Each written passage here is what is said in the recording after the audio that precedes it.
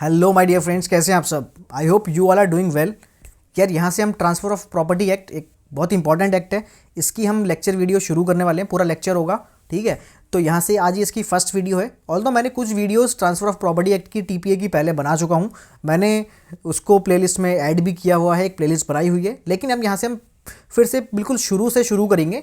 और ये अगर आपको पसंद आया आप कमेंट में ज़रूर बताना, ताकि मैं इस पूरे ही एक्ट को कवर करूं अच्छे से, क्योंकि काफ़ी इंपॉर्टेंट एक्ट है और काफ़ी इजी एक्ट भी है, लेकिन बहुतों के ऊपर से निकल जाता है। तो मैं नहीं चाहता कि यार मेरे होते हुए एटलीस्ट कोई भी एक्ट आपके ऊपर से निकले।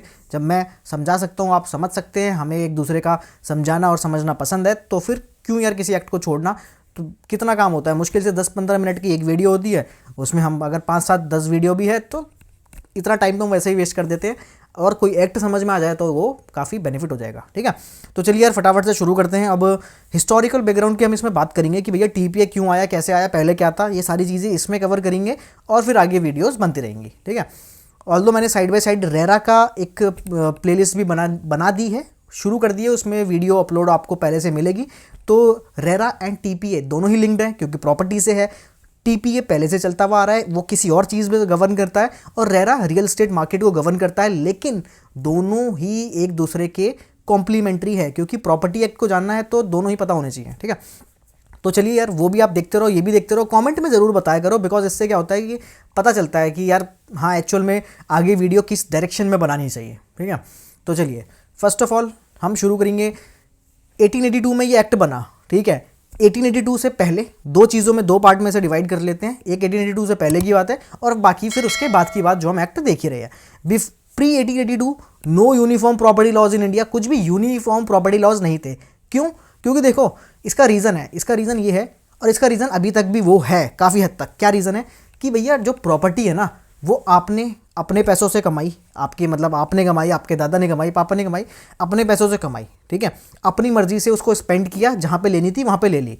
अब ये उनका पर्सनल विषय बन गया। अब भाई कोई कानून बना के ये मत बताओ कि अब इस प्रॉपर्टी को आप कैसे बेच सकते हो, कैसे ट्रांसफ़र कर सकते हो, क्या नहीं कर सकते, क्या कर सकते हो, नहीं, ये हमारा पर्सनल इशू हो गया।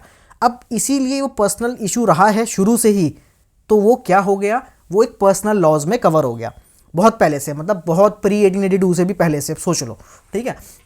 तो ये इसका एक रीज़न था, हम पढ़ते रहेंगे, समझते भी रहेंगे। Before TPA India did not have a single consistent law governing property transfer.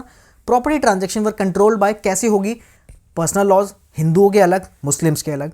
Local custom, अगर हमारे किसी एक स्पेसिफिक एरिया में कोई कस्टम चलता है कि भैया यहाँ तो इस तरीके से ही बेची जाती है प्रॉपर्टी, वही चलेगा। इंग्लिश कॉमन लॉ प्रिंसिपल, अगर इंग्लिश वालों ने कुछ बनाए थे उस टाइम पे तो वो ब्रिटिश कोर्ट्स उन्हें मानती थी। बस यही चीज़ें थी, ऐसा कोई भी एक्ट नहीं था कि नहीं है सबको यही मानना पड़ेगा, ऐसा कुछ नहीं था। दिस कॉज कन्फ्यूजन, क्योंकि कन्फ्यूजन थी, क्योंकि यार देखो आपने खरीद के रख ली वहाँ तक ठीक है, लेकिन अब आप आगे बेचोगे, फिर वो आगे बेचेगा, फिर ये जब होने लगी ना, क्योंकि ज़मीन तो लिमिटेड है, अब लोग बढ़ते रहे, ज़मीन लिमिटेड है, प्रॉपर्टी बिकेगी, किसी को यहाँ पसंद है, किसी को नहीं पसंद है, तो इसीलिए लॉ का आना ज़रूरी था कि भैया एक यूनिफॉर्म तरीका बन जाए।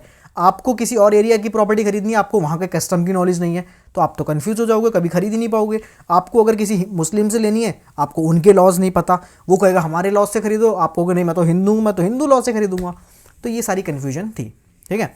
तो क्लैरिटी नहीं थी, सबसे पहले बात तो यही है। उसके बाद need for a uniform civil property code की नीड थी, क्योंकि by the mid of 19th century courts in British India have बहुत सारी इश्यूज इन्होंने फेस करे। क्या इशू है ज़रा पढ़ते हैं।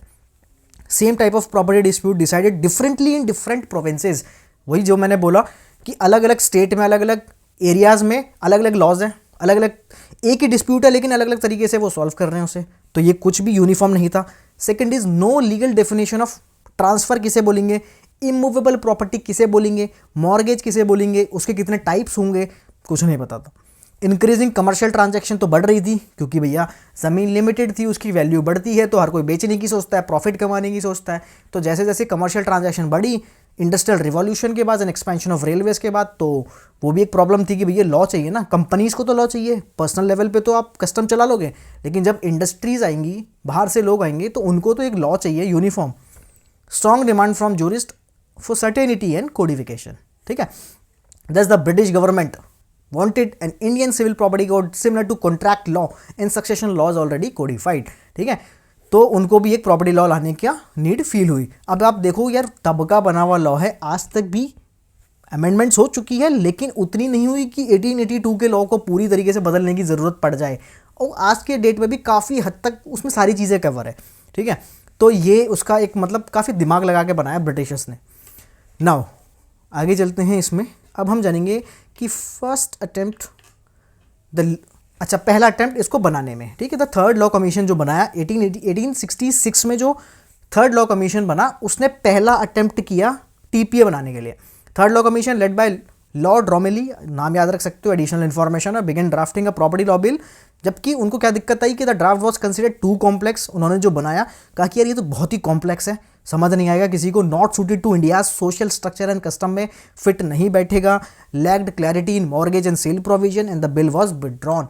तो जो थर्ड लॉ कमीशन ने बिल बनाया उसको विड्रॉ कर लिया गया, बिकॉज वो काफ़ी कॉम्प्लेक्स पाया गया कि भैया आपने चीज़ें तो सारी डाल दी, लेकिन आपने ऐसी ऐसी डाली है कि ये किसी को ना इंडिया में समझ में आने वाला है, ना ये फिट बैठने वाला है, इसलिए ये हो गया इनका फेल। नाउ सेकंड अटेम्प्ट किया गया इसको 1870 से लेके 1882 के बीच में, ये अटेम्प्ट किया गया। रिवाइज ड्राफ्ट, उसी को रिवाइज किया गया कि भैया देखो इसको इनके कस्टम के हिसाब से सेट करते हैं। तो the government appointed several committees to revise the draft. Fresh consultations with high court of Calcutta, Bombay, Madras, Allahabad, उनसे भी कंसल्टेशन ली गई। इनपुट लिए गए इंडियन जजेस से, लीगल एक्सपर्ट से, कि कैसे इस लॉ को बनाया जाए कि ये आगे आने वाले काफ़ी टाइम तक भी ये लोगों को दिक्कत ना दे, ठीक है। Multiple changes to make the law more practical for Indian condition and by 1882 a simplified and clearly drafted bill was ready. उन्होंने रेडी कर लिया। तो ये सेकंड अटेम्प्ट में हुआ है, ये आपको पता होना चाहिए। फर्स्ट अटेम्प्ट में लॉर्ड रोमेली के द्वारा जो बना था वो विड्रॉ कर लिया गया, बिकॉज वो काफ़ी कॉम्प्लेक्स पाया गया। अब इसका इनेक्टमेंट होता है टीपीए का, पास बाय इंपीरियल लेजिस्लेचर काउंसिल, ठीक है। Came into force on 1 July 1882। Introduce a uniform law governing transfer between living persons, ठीक है, इंटरविवोर्स बोलते हैं हम इसे। तो लिविंग पर्सन के बीच में ही ट्रांसफर हो सकता है। छोटी से छोटी चीज़ों का इसमें ध्यान रखा गया। दिस में TPA foundational statute for modern property transaction in India. Okay, now अब इस एक्ट के कुछ की फीचर ओरिजिनल एक्ट के क्या की फीचर्स थे कि भैया कोडिफाइड रूल्स रिलेटिंग टू, इसमें सारे चीज़ें डाली गई, sale, mortgage, lease, gift, exchange and actionable claims, सारी चीज़ें इसमें फिट करी गई हैं, क्योंकि इसको बोला गया transfer of property act. Transfer, sale नहीं बोला गया। क्यों? क्योंकि ये सिर्फ सेल से डील नहीं करता, आप किसी भी तरीके से प्रॉपर्टी को ट्रांसफर करते हो उन सारी चीज़ों से डील करता है। तो आप कहोगे यार सेल के अलावा कैसे हम ट्रांसफर करेंगे? क्यों? मॉर्गेज कर रहे हो, गिरवी रख रहे हो, ट्रांसफर हो रहा है। लीज में दे रहे हो, किराए में दे रहे हो, ट्रांसफर नहीं हो रहा? बिल्कुल हो रहा है। गिफ्ट कर देते हो, ट्रांसफर होता है। एक्सचेंज कर देते हो तो भी तो ट्रांसफर होता है। तो ये कितने सारे तरीके हो गए। तो ये ट्रांसफर इसीलिए यूज़ किया गया, सेल इसलिए यूज़ नहीं किया गया। ये एक बहुत जनरल क्वेश्चन है, इंटरव्यूज़ में बहुत बार पूछते हैं, ठीक है। Introduce rights and liabilities of buyers, sellers, mortgagors, mortgagees, lessor and lessee. Provided legal definition, made property dealings practicable and enforceable. तो ये इसके कुछ की फीचर्स हैं जो कि आप लिख सकते हैं, नोट कर सकते हैं, याद कर सकते हैं।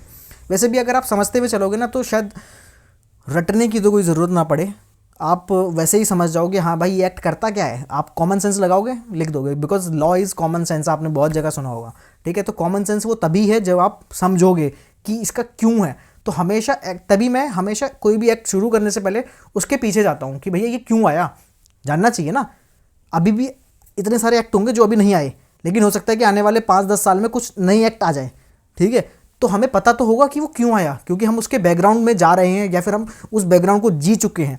अब जिस एक्ट का बैकग्राउंड हमने नहीं जिया है तो हम उसको जानना तो चाहिए ना कि ये क्यों आया, तब हम उसको अच्छे से समझ सकते हैं और समझा सकते हैं, ठीक है। नाउ पोस्ट इनेक्टमेंट, भैया 1882 में आ गया, उसके बाद क्या हुआ, इसमें अमेंडमेंट्स हुई हैं, जैसे कि TP has been amended several times to adapt modern needs. 1929 में हुई, इसमें मॉर्गेज लॉज लाए गए। 1955 में restriction on property transfer limitations, several state amendments करी गई, and despite being a 19th century law it remains robust and widely applied. तो ये इसकी कुछ, ये तो जनरल बातें हैं, ठीक है। नाउ क्यों टीपीए भाई आज भी रेलिवेंट है, ये क्वेश्चन तो है ही। क्यों है भैया पहले बताओ। तो टीपीए रेलिवेंट क्यों है? क्योंकि most real estate transaction still follows its principal.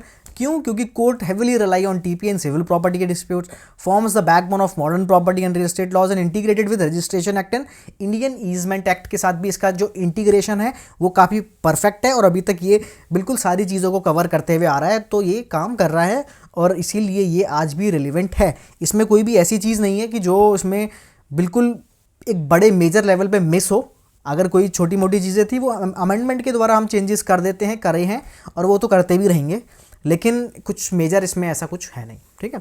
तो इसलिए ये रेलिवेंट है।